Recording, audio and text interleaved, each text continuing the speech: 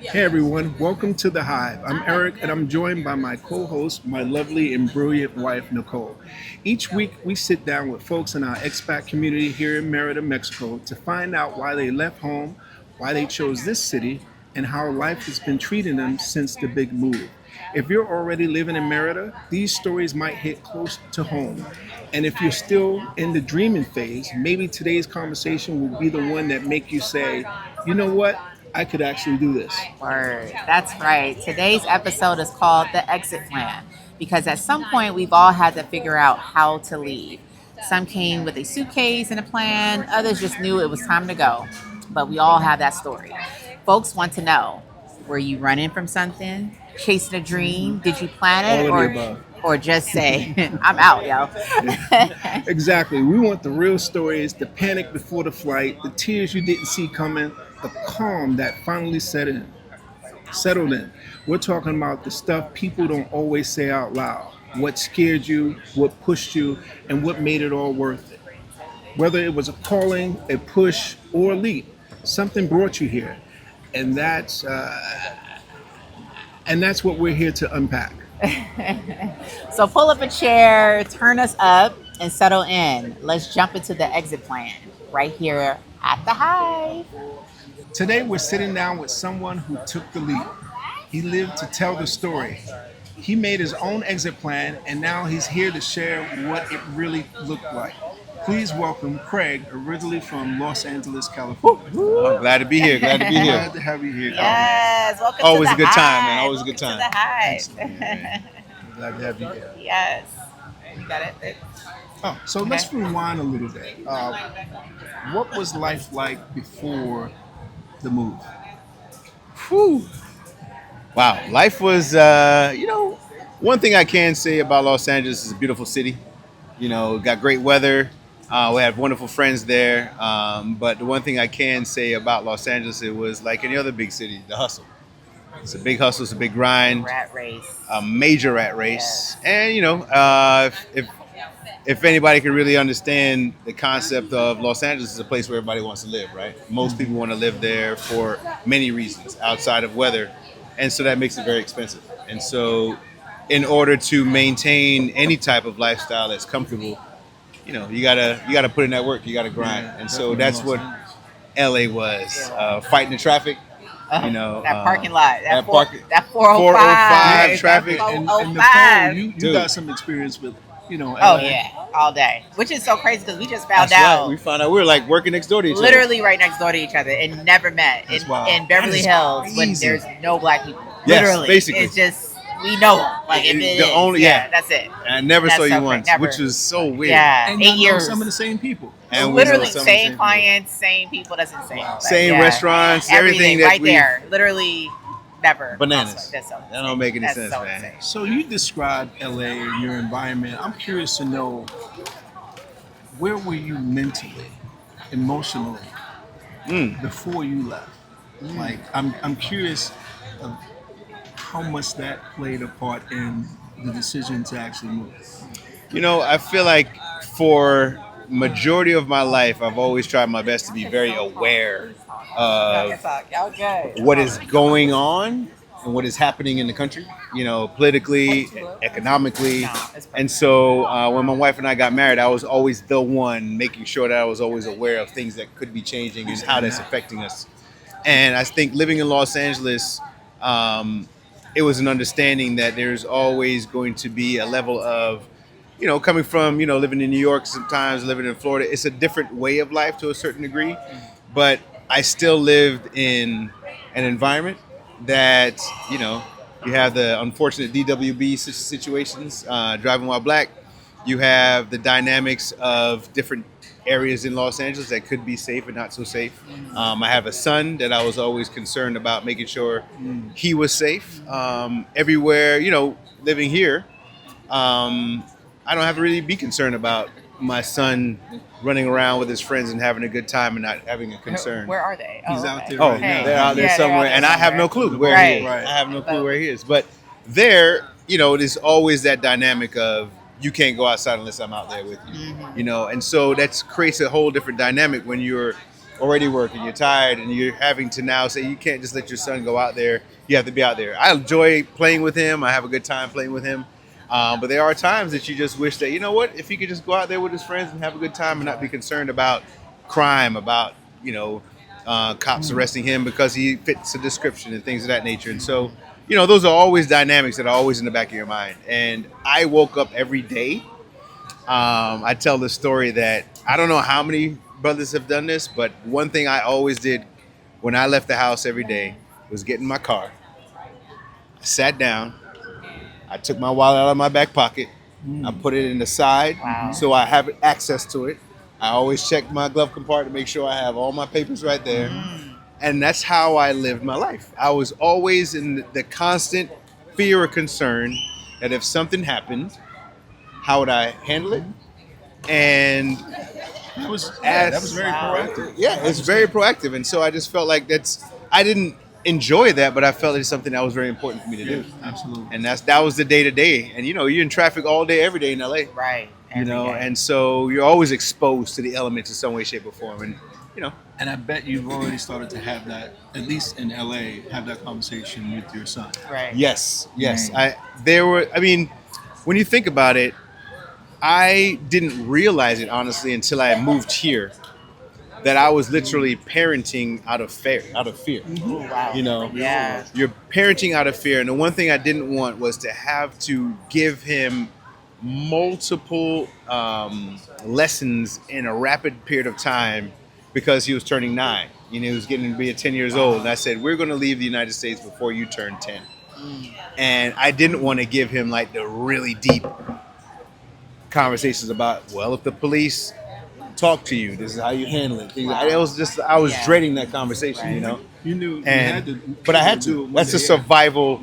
That's a survival training, and I feel like what's important is that I had an opportunity to realize when we moved here that I don't have to parent in that way anymore. It took me about a year to figure that out. Right. That I don't have to parent out of fear. I still parent. While you were here, it took you about a year. It took me a year to finally realize, like, wait a minute. I am no longer in that element. I had to decompress. I had to almost take a shell off of my body that I no longer had to carry, an armor, right? Shed that, right. And I had to shed that. And I realized, I remember my son telling me, he said, I remember one day I was telling him something. I said, hey, make sure you go over there or you do this, you do that. He said, Daddy, we're in Merida now. We don't have to live like that anymore. He had to tell me. He even told you. He had to tell me, no, it's okay, Daddy. You can relax. Because I remember when in LA, when Lisa leaves to go to work, or I would say, all right, make sure, just give me a call when you get there. Or if it's late, I'm like, no, you're not going anywhere. Tonight, we got to go there tomorrow, unless I'm riding with you. Right. Right? Here, it's just like, I don't have those concerns anymore, It was mandatory share locations, yes, out in Cali. Absolutely. Yeah. It's always there. Yeah. So it's just one of those things that I really feel like has been a major challenge that I no longer have to be concerned about, and that wears you out, man. Yeah, and you talked about LA, but you also mentioned New York and Florida. Yeah. And if I'm not mistaken, you're originally from Jamaica. Yep, born in Jamaica. Let's go. Yeah. So I'm going to assume that New York, Florida, and LA are similar.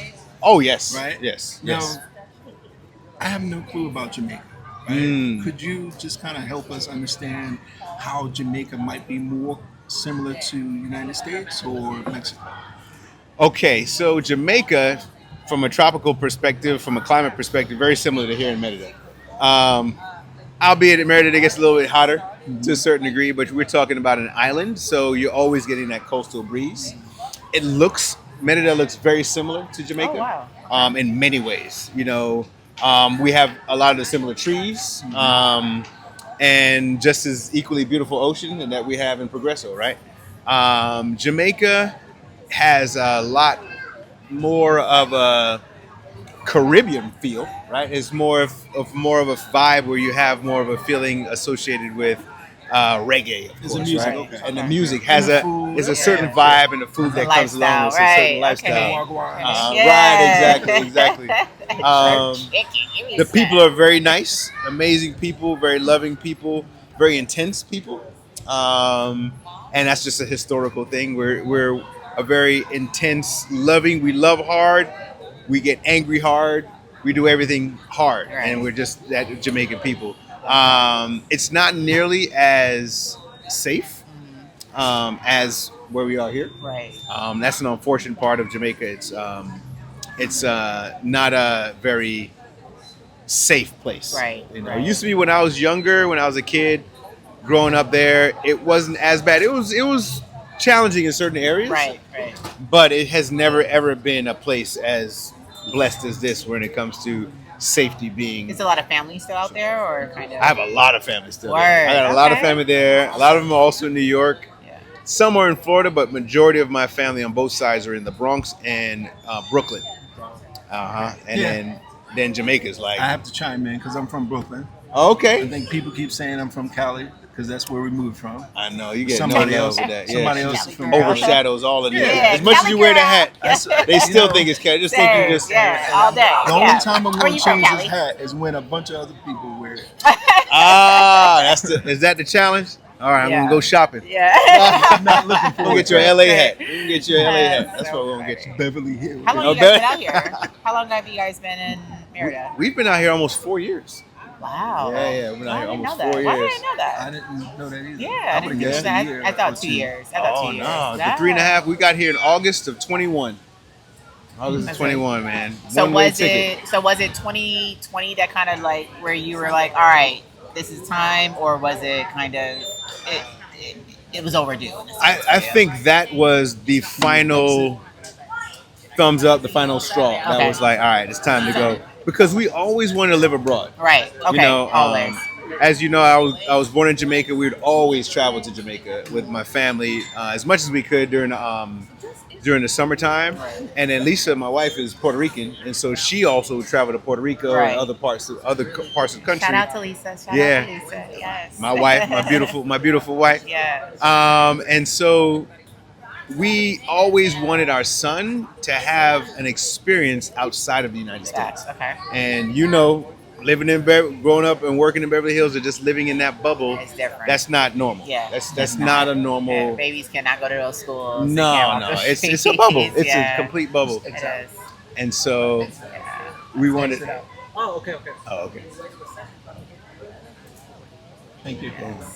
Yeah, so we just wanted to basically find a place where Isaac, my son, can live a different life and see how other people live, so he Right. can have a comparison to say, okay, this is how I live in the U.S. This is how people live, and they're happy, and you can be happy here, but at least Yeah. have the option, Right. Absolutely. And so when COVID came, because hey, we always want to live abroad, we didn't have necessarily an ideal plan, because I'm a barber by trade, and I was a barber by trade in Los Angeles. And so I created a men's skincare line, and my men's skincare line the goal was to be able to build that up, so then I can no longer cut hair and then work from anywhere Right. with my product line. Okay. And so in the process of doing that, COVID happened. Mhm. And then when Yeah. COVID hit, Yeah.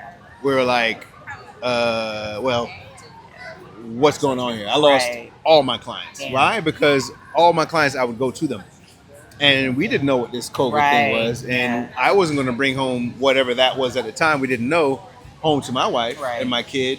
And nor did I want to bring that to my clients. And so we all were in agreement, like, all right, well, we just can't do it, you know? Wow. And so all that was instantly gone.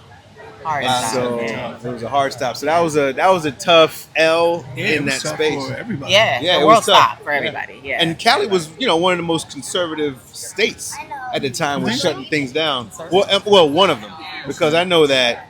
I think San Francisco was the first to lock down. Yeah, that's what I mean. Yeah, San Francisco. And what happened to us was every single service provider, barbers, hairstylists, dude, you would get penalized. if Yeah, you they were even- sneaking. I mean, Yeah, sneaking it was around, hard. getting People in were there. like They covering their yeah, they barbershops and had to were. like sneak in there. It was difficult. It was difficult was. to earn a living during that Yeah. time. Because it was a cash. I think because it was a cash business. It was a like, cash wait a business. minute, yeah. yeah. So And no one they had, could've stopped any for it. kind of separate, nothing coming in. Right. You kill what you eat, and so Well, they had Uh, that PPP loan, yeah, the PVP. I got a little bit. It took a minute. It took a minute, Right. but legally, you know, y'all. Legally, y'all. right, Yes. right. But that changed my whole trajectory. And so my wife was like, "Well, you're remote now. My son's remote, and she was remote. Right. And we're just like, what's stopping us And we were just like, we wanted to leave before he turned 10. And 10, the magic number for us with 10 is that we feel that most children make connections with family and friends, around that age, and it's harder to deal with that loss when they're gone. So we're just thinking, if we can get him out of there before 10, the loss will be hard, but it won't be so difficult. Right. And thankfully, we crossed our fingers and it worked out that way. He missed his friends at the time, but it wasn't this like, oh, I really miss our friends. And so we were like, hey, same with our daughter. She was didn't play. Okay. He was like, yeah, because it's like, all right, well, let's keep going, because that attachment wasn't there yet. Yes. And so that's why we did it. I didn't know that was your journey, man. Yeah, it's man. crazy. But, go ahead. But so, you're at the point where you're ready to leave. Why not Jamaica? Oh, yeah. Good question. So Jamaica wasn't on the list because if my parents weren't willing to retire in Jamaica because they know how dangerous it can be. In Jamaica? In Jamaica, yeah. It's definitely not as safe as here. And it's not as safe as LA. I understand that. But your parents live where? My parents live in Florida. Exactly. Yeah. Mass shootings, school shootings. Yeah. Oh no. It's different. Jamaica is worse. Oh yeah, they're not mass shooting. They just come at you. Yeah, you can't. There's some places you can't even stop at a stoplight. You got to drive through the stoplight. Yeah, you could be. I understand. I'm assuming because I don't know, right? Yeah. Is that a neighborhood? Is that a? Nah, that's like a lot of the whole island. Unless you're like in like a resort area. I mean, I hate to be knocking my country and all, but they know. They know, man. It's if you're for example, I go there. I go there with my family. My dad was just there 2 weeks ago. My dad was born there, grew up there. He knows how to look Jamaican, if that makes sense, right? You can spot like here we're in Mexico. You can spot. Granted, outside of us not looking Mexico, you can spot a gringo. You can spot someone that is not native to Jamaica, right? And so that dynamic creates a tension that you're not necessarily wanting, and then you become a target. You 100%, especially looking like that. Yeah. Oh yeah, out of the gate, 100%. Yeah. And you have to know the city. You have to know the city. You have to navigate and know it well. And so for me, raising a young son, and then having a wife that neither one of them are familiar with the island, I didn't feel that it was wise that's not an option. to do that. Yeah. No, it's not an option. Yeah. Initially, we actually were planning on Portugal. Portugal was the idea, yeah. Because it's almost the number one safest country in the world is Portugal, and so that was our primary thing. Is where we can go where it's safe, and where our skin color will be welcomed, and so Portugal and celebrated. And so there's a strong community in Portugal that's out there, and the weather's very similar to Los Angeles, and so we're like, oh, that's where we're gonna go. And so our plan was that until COVID hit. Well, actually, COVID was happening during that time, but my wife's grandmother got sick with COVID. Okay. And as we were transitioning to do all the application and final paperwork for Portugal, she got sick with COVID, and then she's got really bad.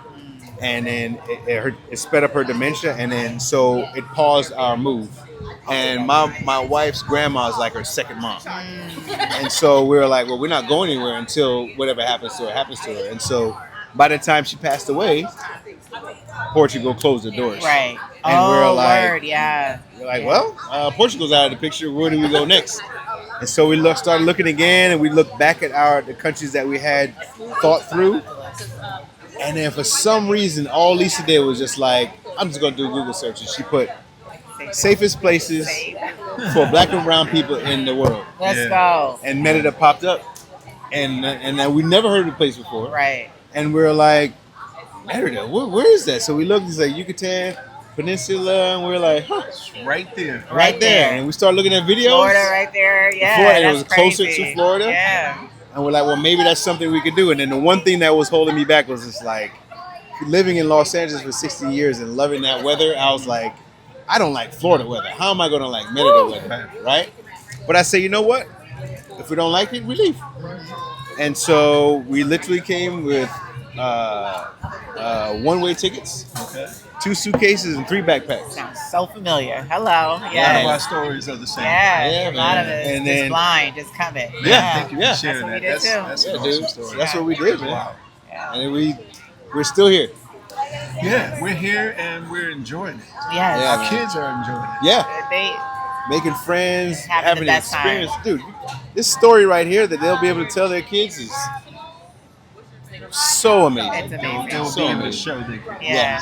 And that's the best part of it. Yeah. That's the best part, man. Also, we have to get a shout out for, some of the love for the people that are sitting right here. We're literally shooting this in front of a live audience right now. So, this is That's up. That's right. Real Yes. people, real energy right here in Mexico. And you already know, if something hits, we might just pass the mic around. So don't be shy. Yeah, that's right. Nothing wrong with that. All right. I Was there ever a moment you thought, did I make a mistake? Yes. There was only, I could say, only one time.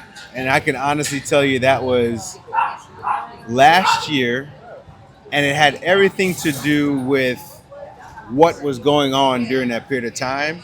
We had my parents celebrating their 50th anniversary, that we're all going to have to fly to Jamaica. Okay. We had our residencies that we had to take care of. Let's go. We had a car that was coming in that we were shipping out here that we had purchased. We had basically a significant amount of expenses Okay. that was coming down the pipe all at once. And then it got really hot. And I feel like, during, things are happening here where things are growing, things are getting busier. And then there are going to be those, just like in Houston and other parts of the United States, you got these power outages. Right. And so there was a Right. period of time where I was just like, this is a lot. This is a lot. That's heavy. And it wasn't in the scenario of like, I want to go back to the States. Right. It was never that. It was just like, should there be a consideration of living somewhere else? Just not in Merida. But it's funny, man. After all panned out, we literally went to Jamaica. Just had a great time without my family. glad you Celebrated made it 50 out. years. Yeah. Yeah, we went. We came. Yeah, we went there. Celebrated with like 60 of my family members, like a family reunion for my parents' 50th anniversary. We came back and we were just like, "Nah, man, this is home." I think it was just that moment where you just needed to like step away for a little Right, bit, you know, absolutely. like anybody does. Like you, even in the States, you go on vacation, you just get a break. You get Right. a chance to kind of, and you come back, and it's Like just ready. You're That just little- ready again. Yeah, And I think that that little was for reset. us. You needed that little reset. We needed a reset. And Yeah. that was the only time. Outside of Okay. that, no, dude. Outside of that, and I think it's important for people to know that even when you are coming into this new country, you don't realize that there are a lot of adjustments that are happening in real time, and as relaxing, as calm as it is, there's still these types of challenges that are tugging and pulling that you might not even feel like anywhere else in the States, Right. you know? And so I feel like that was the moment when we were just like, okay, this is the tug, this is the pull, we need a break, Okay. you know? And that's what it was. And so I'm glad to know that it was just a blip, and it was a very short period of time, Right. and it wasn't anything tied to, no, we're going back to the States. It was, no, we were like, Nah. if we're going anywhere, it's not there. I'm gonna let you do that. Right. Right. I'm like, nope. Exactly. But Yeah. there are some things that are annoying. You know? Oh, sure. Oh, yeah. On the last episode, I talked about the roads being bumpy. Oh, yeah. So walking down the street is a challenge. Being in the Uber is a challenge. Yeah. You know, view the contents of your screen. So for you, what does that look like? What are the things that, you know, if you could change tomorrow about Merida that would make it one step closer to utopia? Oh, wow. I think I only have one thing. I think if I was to think, and I think it's just probably the driving. You actually behind the wheel driving? I would change how the driving dynamic would be. Okay. Like, They need you help know, with I that. have yet to see Yeah. an accident. I mean, they drive crazy. Well, yeah, we see but- that. You saw the guy, his head would explode on the ground, What? blood was everywhere. I didn't know Yeah, that. you did. When? He was on a dang. motorcycle. Ooh. Oh, I don't He was remember laying that. on the ground holding his head.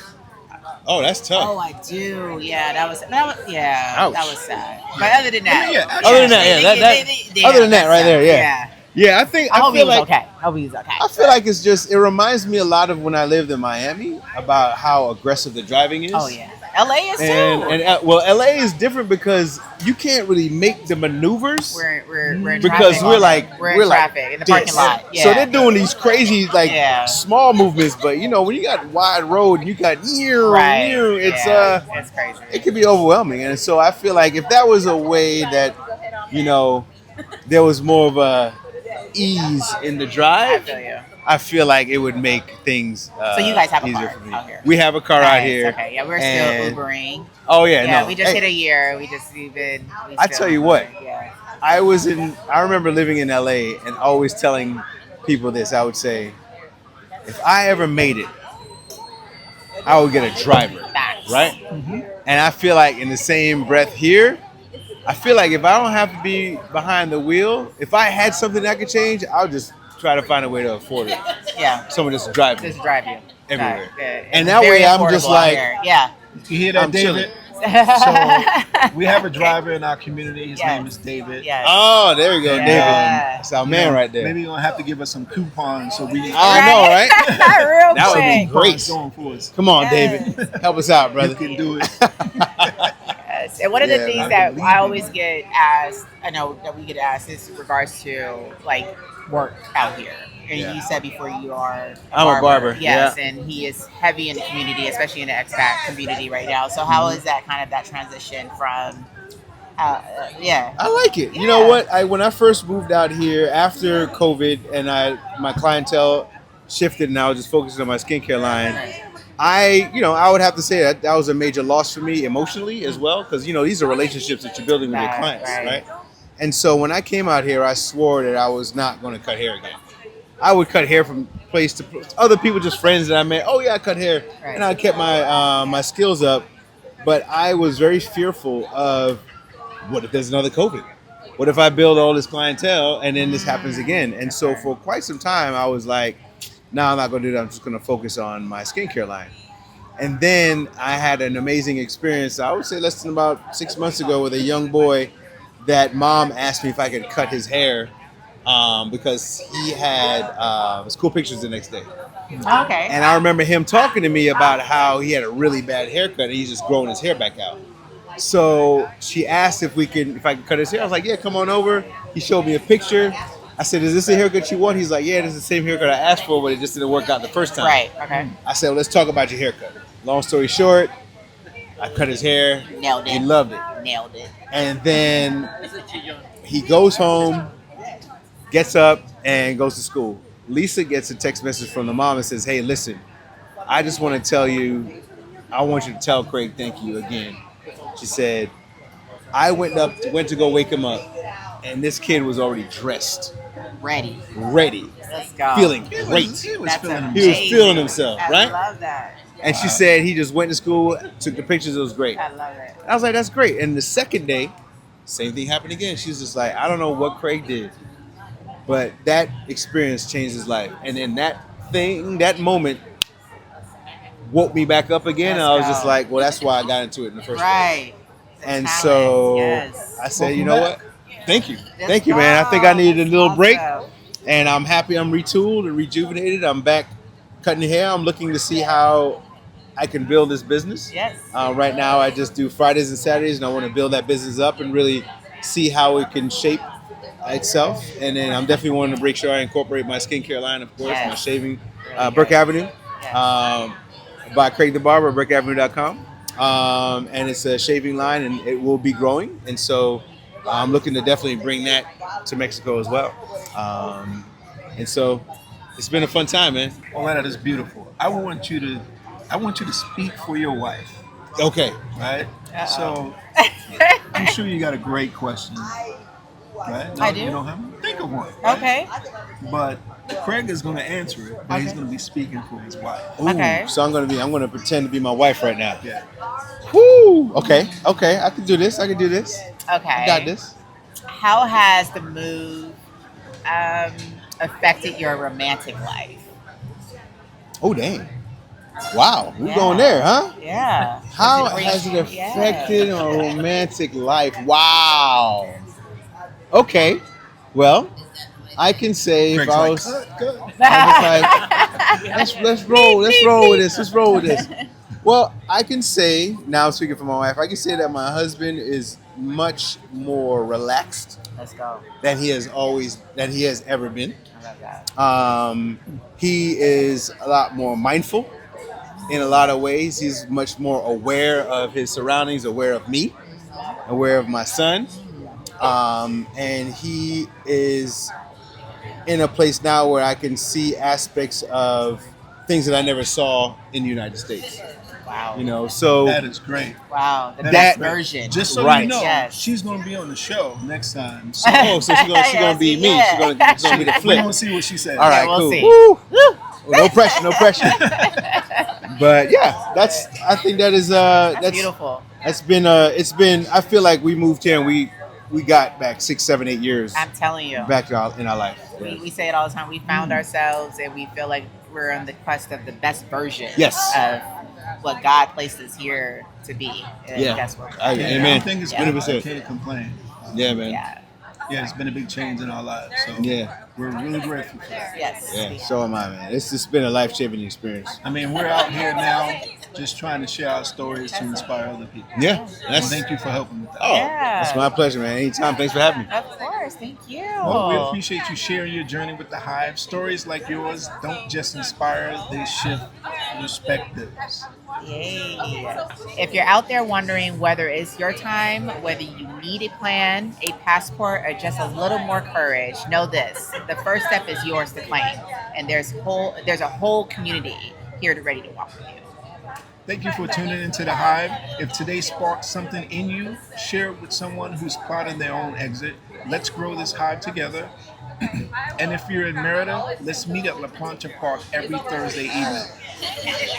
Oh, and don't forget our official website, www.blackmerida.com, is going to be launching May 1st, 2025. Your early engagement makes a big difference. The more you explore, share, and show up, the stronger gonna be this good. community will be from the day one. It's gonna be Until awesome. next time, keep Yeah. plotting, keep scheming, and keep turning dreams into departure dates. That's right. All right, see you guys. That's good, man. Yay! Man, you guys got a whole thing going here, man.